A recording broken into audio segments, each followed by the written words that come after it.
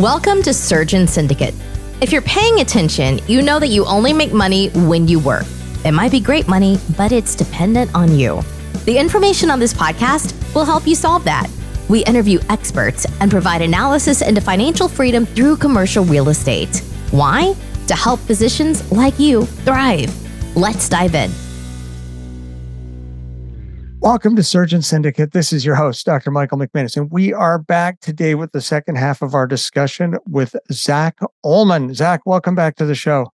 Oh man, excited to be back. Ready to jump into this conversation.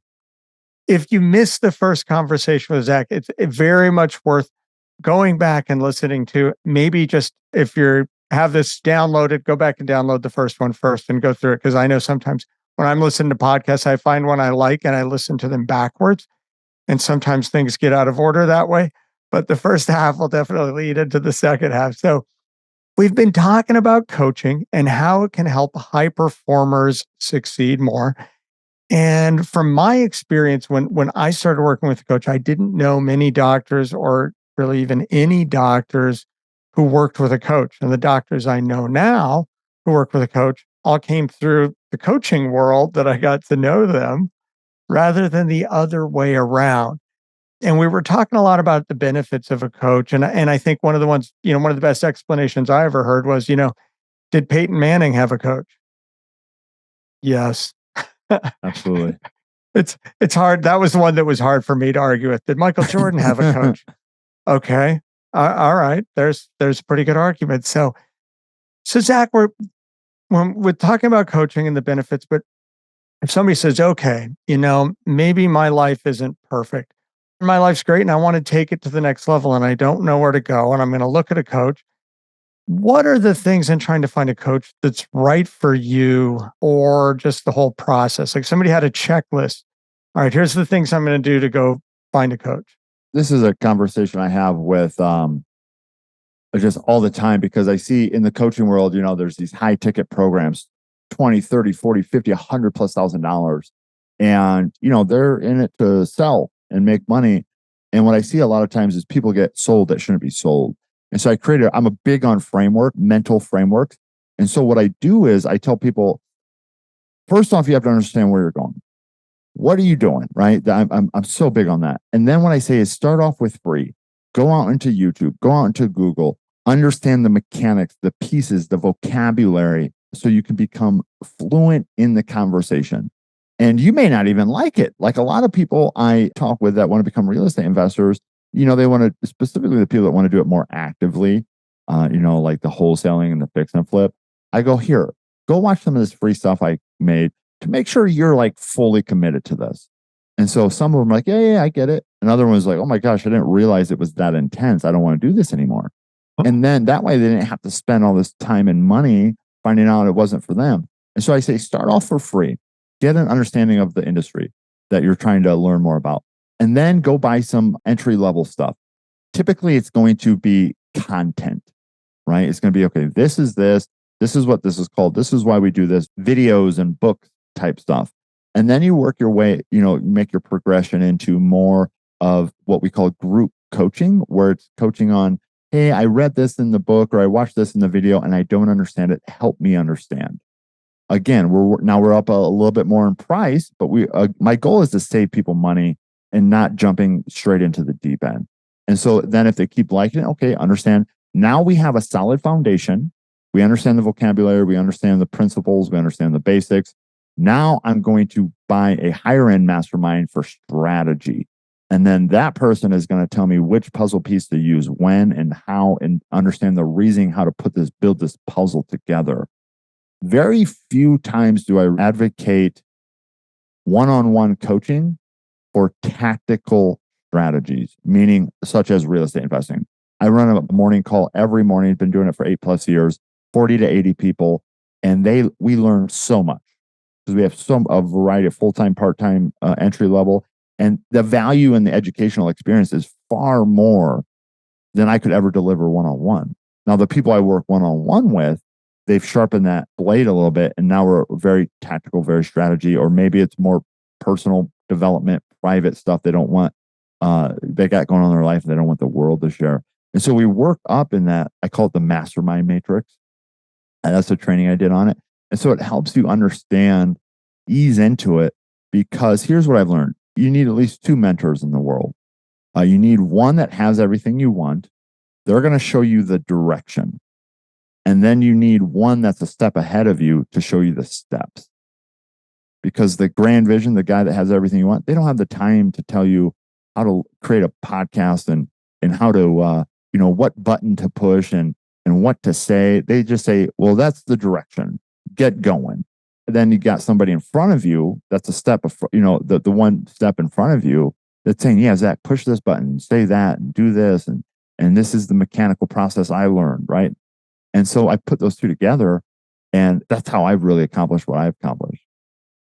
Wow, that's a great perspective. I haven't heard before. And I guess maybe some of that I went through just from the standpoint of trying not to throw too much money at the problem right away and there's usually like free courses you can sign up for. Yeah.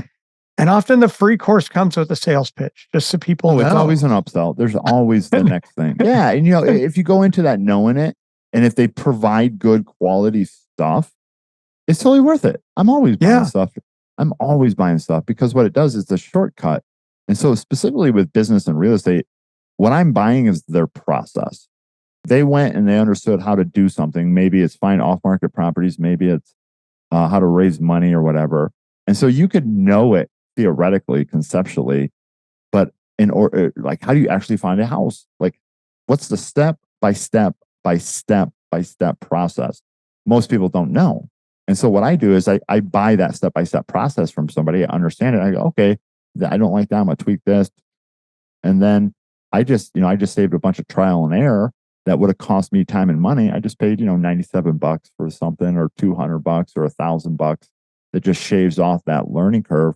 And then it's very methodical. Like you were talking about the doctors earlier. It's do this, then this, then this, then this, then that. It's step by step. The challenge is people won't do the steps because they're afraid.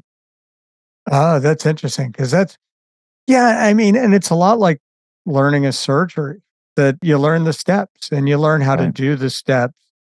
But if you look back, if I look back 20 years ago, I didn't operate the way I operate now. And as you know the steps, then you start to fine tune it because you learn new things. You fine tune it to the way you like to do it, but you need the basics first. Right. Just like imagine a surgery. It's like, don't do this because this. I do this because of this. It's like you're giving them the game plan. And in the world of business, somebody will pay you for that if you can document it correctly. And that's what a lot of these programs are. Okay. I like the going through because I'm thinking about a lot of the free. And if somebody doesn't know what we're talking about, just go in LinkedIn and type something that you want to learn about. And if you don't find somebody who's got a free course for you, somebody's going to reach out to you to sign you up for a free course that they're going to upsell something. But you could sign up for a bunch of those. And what you're going to find is as you go through them, and if going in, I'm going to get pitched something and I might buy it down the road, but probably not today. You can go through until you find somebody who you click with and you're like, right.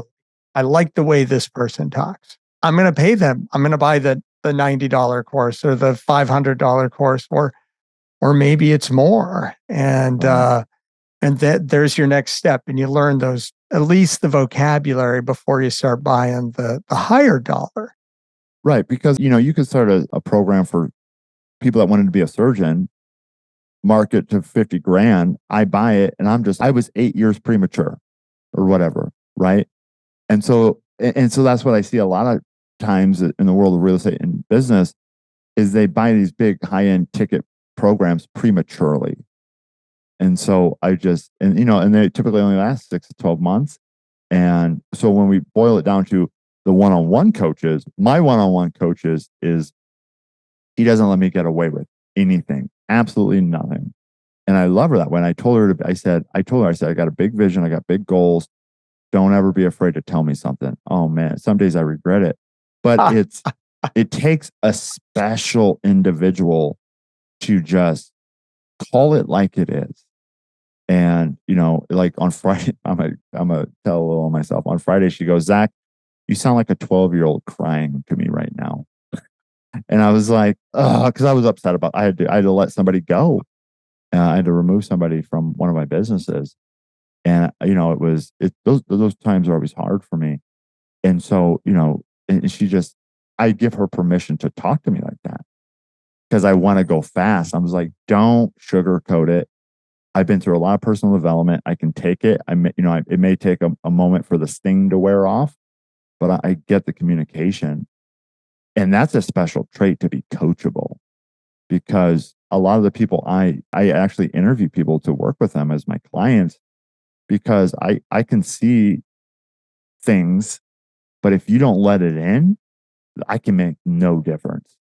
And so it's a special relationship. You have to almost succumb to your coach and let them, hand yourself over so they can say left, right, stop doing this, or look at this part of your life. This area of your life isn't working, as opposed to, and that's where most people don't want to look.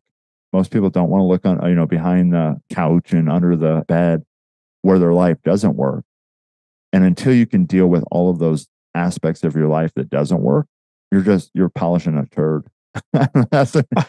You're trying to polish a turd because you got to get all of that stuff out. That's so interesting. And it's funny, even when I started investing in real estate passively, it was all mindset stuff that held me back. I started off with, like a fourplex, and then I decided I was going to invest in syndications, and I bought a course and I learned all the stuff. And then I froze up, and like 2 months later, I was like, oh, I don't trust any of these people. I don't trust any of these people. And I couldn't get past it. And finally I'm like, well, you got to buy something. You got to buy something, win or lose, or you're never going to do this. So I actually went out and checked all the online platforms because I'm like, until I do it, I'm not going to see these things. They don't sink in. And so I found like the lowest minimum for property. And like, I think we're going to buy something to understand the process, right? To understand the process. And that if it would totally blew up, I would feel it and I would remember it, because now it wasn't just a textbook thing. And I think my only criteria were, all right, it's got to be in a state that in my mind is business tenant friendly. So I checked off all the states that in my mind were bad states. And I can't say I did that much research into that. And then I found somebody who was willing to who was doing like a $20,000 minimum on a syndication, because sometimes they're 50 or 100. Right. I said, all right. And luckily as a surgeon, I had that. I was the true, accredited investor. I got enough money. I'm investing money I can lose. You spend 20 grand. It's like, oh yeah, that's what a program would cost. It was a little bit. I'm like, okay, I'm going to remember this investment. Yeah. And, the great thing is that one is they had a great story, and interest rates were low, and it was going to be these high returns. And, actually they were one of the ones who got caught with a variable rate. Ooh, yeah. And his rates changed, but I give him credit. And I got lucky because I didn't really understand looking through their whole plan what might be wrong. But I remember it now, that as soon as rates changed, they saw where they were and what the impact could be. And they started marketing it like the next day. Oh, and try to cash it out?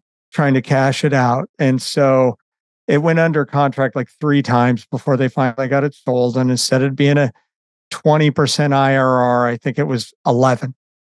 Okay. But hey, pretty good learning experience to make 11% on your mistake that you learned from. So, but that was for me, like I had to dive in and like go do it. And I think a lot of people, you learn all this stuff, but until you pull the trigger, and maybe that's part of where the coach is. That's part of the, like, well, I've learned, I'm the same way. It's like, I got a little bit of analysis paralysis. And I was just like, I just want to ride somebody's coattails. Like, just show me the paperwork. I understand the math, but show me the paperwork and what don't I see? And so, I've been in the coaching industry, both a student and a coach for going on 15 years.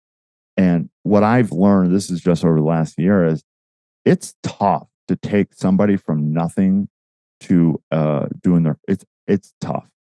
And so I've shifted sort of the mindset. I said, I only work with people that have assets. And there's two people I work with.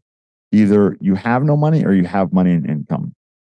If you have money and income, I literally, I have a financial services firm. They hire me. We do their finances because it's always such a hard challenge to find a bookkeeper and CPA and all that. And so I tell them, say, think of me as your personal CFO. Anything finance, I'm your guy. I'll help you understand your taxes. My team will do them. We'll look at, we can buy businesses, we can buy real estate.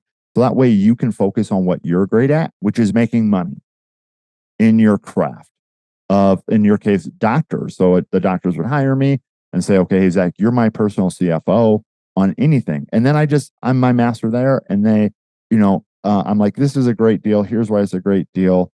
This is the risk. And I explain it all to them. And either they do it or they don't, as opposed to trying to become the expert themselves. And so that takes, I got 20 years in this. I got just, endless amounts of education, just like doctors have endless amounts of education in their craft. And so I do the same thing in my business. I hire people that are experts. I know, surface level on some of this stuff, but a lot of these people, I'm like, okay, you're the pro. Tell me what I need to do, right? You advise me. And then I, through my wisdom and my experience and my coaching, I get to have the ultimate decision, just like my clients. But that's a much quicker way. And then, so those are people with income and assets. Assets. I call it. They can actually do something if we actually go out and find them a deal. And then there's people that don't have that. And what I have them focus on is becoming a pro at sales and marketing, because there's no other way to make money. I was the most socially awkward individual anyone's ever seen. I'd break out in a sweat. I'd stutter. I'd stammer. My mind would go blank. I was fearful of other people because I don't know, but obviously my society and all that stuff. And so it took me so much to get on my own way. And the last thing, I was a finance guy by trade, because I heard, I was like, well, that's where the money's at. I understand finance. I was a published author, very good at it, but that did not equate to money, not the type of money I wanted. And so it wasn't until I became great at sales and marketing that the money started coming in. I'm like, oh, this is what I need to learn. And so if you don't have money in the bank, or you're not a high income earner, you have to become a high income earner. And the highest income earning skill set out there is sales and marketing, right? And so once you understand the concepts, the principles, you can, real estate is the product that you're marketing to buy and or sell. And sales is the art of getting it under contract and dispositioning it and all of that. And so those are the two people I focus on. And then the people that don't, the people that I train them in sales and marketing, I partner with them. And then I have them bring the deals for the people with the money. Right. And so I've created that community. And that's what, that's awesome. That's why I'm on a call every day. And so I'm like, Mike, you're a high income earner. You do not need to learn how to find your own properties. It would be a waste of your time, because the opportunity cost of your time of trying to get such a huge discounted property, your craft is, you could have made 10 times that, right? In your craft, whatever it is, in your case, a surgeon. I got these people over here that don't have the money you have, but they got the time, right? They're going to go find you the properties, and I'm going to train them. I'm going to help you. And so I've created this ecosystem, this community that everybody gets fed. They make money, you make money. I get a piece of it, right? That's awesome. I think about when you were talking about what you offer from like that fractional CFO, is that I don't know if that's what you call it. That was the term. Well, that's what most people understand it as. Okay. But it's like a CFO of your life. But of your life, not just your business. Because I've helped people with their businesses, and their businesses are great, but their personal finances suck.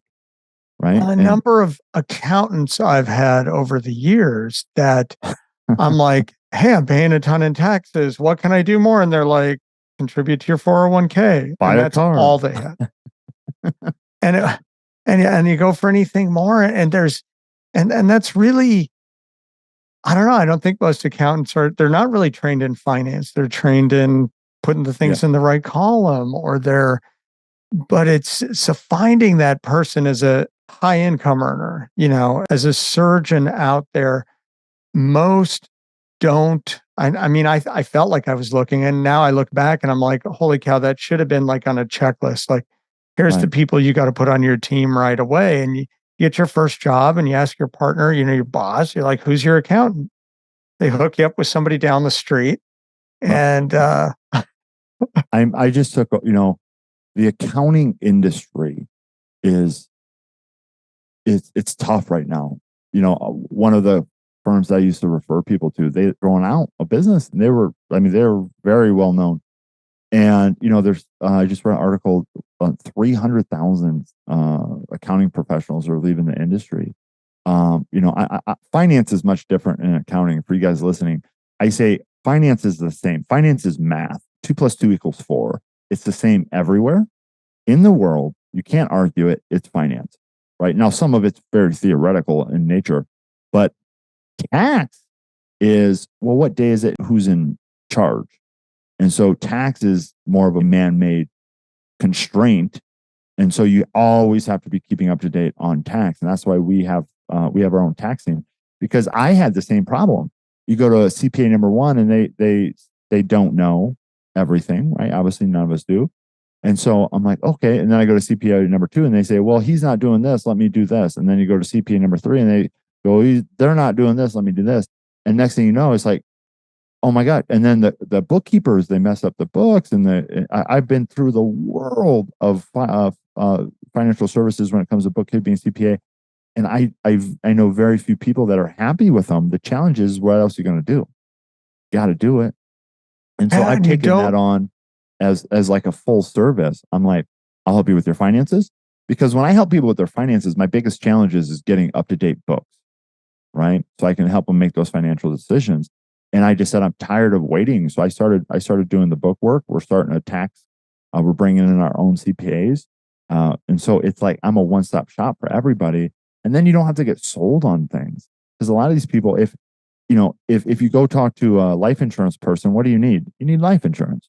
You talk to a stockbroker, what are they going to sell you? They're going to sell you some stocks. And that may not always be the best thing for what you need or who you are and all of that. And so that's why I've just really taken on the aspect of, hey, I'm going to be full service. Anything you need. And I have a financial model that helps us run projections 10, 20 years out, so we can see the impacts of their decisions today. And then we let the numbers decide on the decision-making process, as opposed to gut. My instincts, or they're my neighbor's friend, or they're referred to me by my boss. Okay, cool. What's the number say? Right? yeah.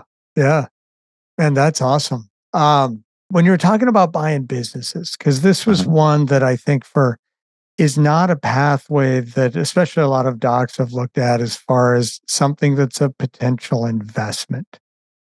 Now, yeah, go ahead. Well, I was going to say, in my opinion, I'd rather buy a business than a piece of real estate. Now, let me put a caveat there. I make money in business. I store it in real estate. Right. And so we got to clarify that, because if you go buy a rental property, you can only squeeze so much income out of it. A business is exponential. Right. And you could take a business from 10 grand this month to 20 grand next month to 30 grand the next month to 40 grand the next month, just from skill set and knowledge, right? And experience. Can't do that with real estate. So what I say is, like, that's why I do private equity in my, we buy these businesses and start these businesses, because I could take a business from, we just launched one, 100 grand our first month, like 100 grand. And then I took that money and we went and bought some real estate for tax advantages and wealth, right? Storing that. But you can't do it. You can't take a piece of property from 0 to 100 grand. Like it's impossible. And so understanding what tool gets you where. And so depending if your practice is making a lot of money, well, consider you need to store it in real estate for the wealth accumulation and the tax benefits. A lot of the doctors I work with, if they have the right setup, they can pay nothing in taxes, even if they have a W-2. Now, everything has to fall in line, and they can work into that. But there's just so many things out there that you need to understand depending on your personal circumstances. So if a doc was like, okay, I'm a doctor now, I got a high income, I see Medicare cutting rates every year, as every doctor feels this downward pressure on their earning. And okay, I want to go have another business. Uh-huh. But you're coming into it going, okay, I can't go back to, I'm not going to go back to business school. Or what's the process they should look at for something like that? I would say do something you understand. Like I love online service businesses. We literally have the same process come in. We have our same CRM we use for everything. We have our same task management operations software we use. Everything's the same, and then we just change the variables for the business because I look for businesses that I understand. I understand the sales process, the marketing, the operations, and the finance. And so those were businesses that I was in. And so it's very easy for me to come in and go, no, no, no, yes, I see potential. Let's get some, seller financing type stuff, as opposed to I would never go into a medical business. It's beyond the capacity that I don't want to have to go learn that. But if you're already a doctor, the question is, okay, let's say you're an expert at, I don't know, like, oh my gosh, like your hand, because it's right in front of me, right? Because I know there's doctors that only work on the hand, right? Yes. And so it's like, okay, that's your expertise. Maybe there's somebody that's selling a business that makes something you like in that arena, like a certain tool or a certain software to manage your clients, or I don't know. And so, because if you understand it, the risk goes way down. And so it's like, well, yeah, I actually buy this product, right? And maybe there's now in the medical world that's a little bit, I imagine, more high ticket because you get some very expensive valuations. But in my world, it's bookkeeping firms, it's CPA firms, it's educational firms, it's stuff like that. People that are selling a service, low risk for me because the delivery is either by software or by people. And so, there's not a whole lot of fixed asset costs that in my opinion is risk. And then it's just an understanding of, okay, do I understand the business? Do I understand what they're doing? And then finding somebody great to run it. If you're a high income earning doctor, you do not want to take your time and attention off that high income earning opportunity. And so you want to find somebody that, you can buy these turnkey businesses out there. So where do you find a business for sale? Is that, I go on Google and go business for sale? There's business brokers just like real estate agents. They sell them, right? The best deals where we shop is off market. We have cold, just like real estate. You have cold calling teams. You do marketing. Like I said, everything is sales and marketing. And so in the world of business, it's no different. You can start calling and say, "Hey, I want to buy. You know what? I'm a hand doctor." That's just because we're on that. I'm going to call every doctor that focuses on hands in the United States. I want to see if they want to sell their business because I'm really good at my business, right? And you say, "Hey, you want to sell your business? Want to do this?" Oh my God, yeah, thank you. I'm stressed out. I'm burnout, or no thanks. I mean, that's one way to do it. Another way is to call a business broker that specializes in the sale of. There's business brokers that specialize in just medical aspects. Since this is the audience we're listening to, people that specialize in the sale of medical real estate building offices, for doctors and surgeons and things like that. And so really defining who that is. And then there's somebody out there that is an expert at it, and, go seek their wisdom. They get a commission off the business sale. So they're going to have a vested interest in you. That's the easiest way to do it. The hardest way to do it is, have what I do, is have your own team and go off market, but the better discounts come from there. And so, but if in buying a business, part of what you're buying is their processes, their people. That's it. You're buying process, and that is it. And so that's what I became very good at. Is my first business I bought had zero process. Let me rephrase that. It had process, zero documented process. And so it was a pool company in Arizona, and this guy ran it on a napkin, old school, knew everything about every pool, knew everything about every client, knew everything about everything in his business, except it was stored in his brain. And that would mean nothing And so what I did is I got great terms on it, seller financing, because no one else would buy it. He had no financials. It was, and I do forensic accounting. And so I was, I put financial statements together off bank statements. And I said, hey, I'll buy this, and I need this guarantee that, you have high customer concentration. If they leave, I get a discount on the property, because that's a big piece of it. He said, yeah, no problem, because no one else wanted it, because there was no documentation. And so what I did is I documented everything. I brought in softwares that allowed me to run the business, monitor all of our employees as they were out there. They had to take a photo of every pool they cleaned. They had to type in the numbers. They had to, so I was able to systemize and process this business. And then I sold it a year later. But then it had processes for somebody who's right. looking And then to the buy person that came in was more of a shareholder type guy, shareholder CEO, as opposed to an owner operator. And a lot of these smaller businesses, they'll be owner operators because they just don't have the systems in place. They don't have the processes in place. And that's what I see a lot of people get sold this vision of, hey, quit the 9 to 5 and become your own business owner. Like, really? Like, you're going to be working, everybody listening to this knows the time we put in. And so what happened to the guy that bought it from me, he could do that. He could be a shareholder passive, semi-passively, because it wasn't that big of a company yet. As opposed to owner, operator, CEO, janitor, everything. But after you put the processes in, that was the value you added. It was worth more to somebody. Absolutely. That's when I've seen, if there's anybody who's listening who knows anybody who's wanting to retire and sell their business, don't slow down. the number of, and I see it just looking at real estate, as they're like, when we were looking at it, was an auto shop. They want to sell the business and the shop, and they got this idea of what the business is, but the whole business, like he's like, oh, I don't want to work as much. I don't want to. He let his mechanics go, and then it was just him, and then he started working half time, and and you look at the business, and you're like, there's no value to this business because I'm not a mechanic. Just killed it.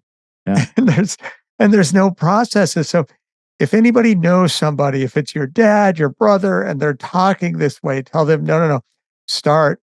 Find some sort of consultant to systematize what you're doing. That's what we do. We do that for equity, because there's tons of these, they're talking about all these baby boomers. There's going to be trillions of dollars of wealth transfers as a lot of these baby boomers, they shut down their businesses because no one wants to buy them, or they don't even know. A lot of people don't even know that they can sell them.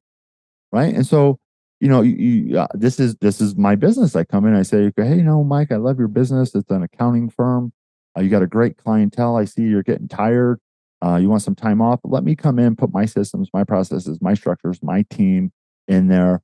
You get to be more of a figurehead and relationship manager of all of these clienteles you built over the years. Same thing with doctors. This is how we transition doctors out, right? Because that personal touch. And hey, let me introduce you to Zach's team. That we're working with them, and next thing you know, he's irrelevant because we're doing such a great job. We're doing better. We're delivering on. Obviously, this is key. You got to be able to deliver. And so they don't want to talk to the old owner. They want to talk to my team because we've created a better experience for him. But it was that handoff, that transition, where he could sort of sunset. The old owner can sort of sunset off and enjoy his life. And it's not just an abrupt stop. Okay. So would that be something, I'm sorry, I'm just thinking of somebody I know. No, this is great. I love this conversation. Who recently kind of inherited an accounting firm because they were the junior accountant. And I know it doesn't have great processes, but they're not ready to retire. Is that something you would partner on? Oh, and absolutely. Say, hey, for an equity stake, we'll come in and we'll streamline this thing and make it a machine, take all your stress away, and you'll make more money, and I'll make money, but there's going to be enough money for everybody. Right, because those are people I love. Those are people I work with, and so it doesn't cost. Sometimes I charge them a marginal fee on a monthly just to make sure that there's some skin in the game. But then I bring in the guns, and we have a very systematic process of doing this. First off, we get your finances in order, because if your finances aren't in order, that's the proverbial dashboard of your business. So I need to see what's coming in, what's going out. All of that, right? So we get your finances in order, we get your bookkeeping in order, we get your entity structures, we get all of your tax planning strategy, and then we move to operations. We get that very systematized. How do you onboard clients? Who do we take? How do we do this? How do we do that? Document it. And then we move to our sales process. What's your sales process? Document that. And then the last one I always do is marketing, because marketing is the faucet that you want to turn on or off. And what challenge most people have is they turn it on too quick and then they get overwhelmed. And then they can't keep up with the sales process. They can't keep up with the operations. They can't keep up with the finances, and it just all goes away. So that's the last one I turn on. Now, obviously, we might turn it up a little here and there, just keep the machine primed as we're going through the rest of the process. But once you have this, one of my favorite things to hear on my morning calls with my team is, "Hey, Zach, I got nothing to share with you. Everything's going like it's supposed to." That's a good sign. Well, we had the first time we talked about that. You talked about making yourself irrelevant. I don't know if that was the term you used. Right. It may not have been, but I love it. But as a business owner and as doctors, that's a really hard thing, because there's a lot of doctors out there who are afraid of becoming irrelevant as technology changes and stuff. But to have systems that all of a sudden you don't have to go to work, or you go to work half as much as you used to, but your business is actually making more money. I think for a lot of professionals like accountants, doctors, they miss that whole thing. There's still a vision of just going in and doing all the work. Well, we have this desire to be needed, most of us.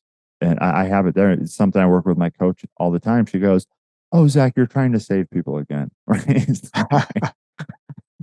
It's funny. I love my coach. But it's like, I go do something just for the pure sake of being needed.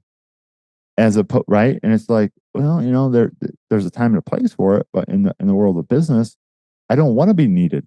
Right? I want my team to, I read this beautiful article on free agency, and I love a lot of my team is from South America, places like Colombia, Venezuela, and a lot of them, one of my director of operations, she got sent to the United States with 2 months worth of income, not speaking Spanish or not speaking English, and she figured it out.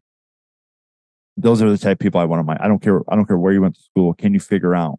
I need to get to the end zone by 3:00 on Friday, and I'm busy. Can you figure out the rest? And they take it and they run with it, and then I pay them very well. I think Welch, the guy from GE, I think Jack Welch. He said, until you experience it for yourself, it's like it's just a quote. But once you experience it, you're like, oh, I get it now. He says, find great people, pay them a bunch of money, and get out of their way. Something like that. And I just find it so true. That's awesome. Well, I don't want to take up your whole day here. This has been awesome. Thank you so much for being on the show. Anything else you want to share? I mean, this has just been a great. Yeah. And so if you're a doctor out there listening, the biggest thing is there's so many people out there willing to help. But if you don't know where it is that you want to go, it's really, you're just going to keep, and this is what I struggle with for so many years, is what do I want? What do I want? And no one can help you with that. I mean, there's people that can help you figure that out, because I pay coaches myself, but really define what you want and what your life looks like at the grandest vision you can. And then that's going to help you understand what when you're talking to people, you can share that, and it's going to give them some support to help you get that. And so there's no one way to the top of the mountain, which is the challenge for most people. But if you know what mountain you want to get to, you're going to have a lot better chances of getting there. Awesome. Thank you so much for everybody out there. Thank you for being here. We appreciate you being here. Thank you so much for listening, and join us for the next episode of Surgeon Syndicate. Thanks, everybody. This has been an episode of Surgeon Syndicate. If you got value from this episode, other surgeons are hungry to become job optional, and you can help them by sharing this content today. Schedule a call and we can make a plan. Looking forward to having you with me on the next episode.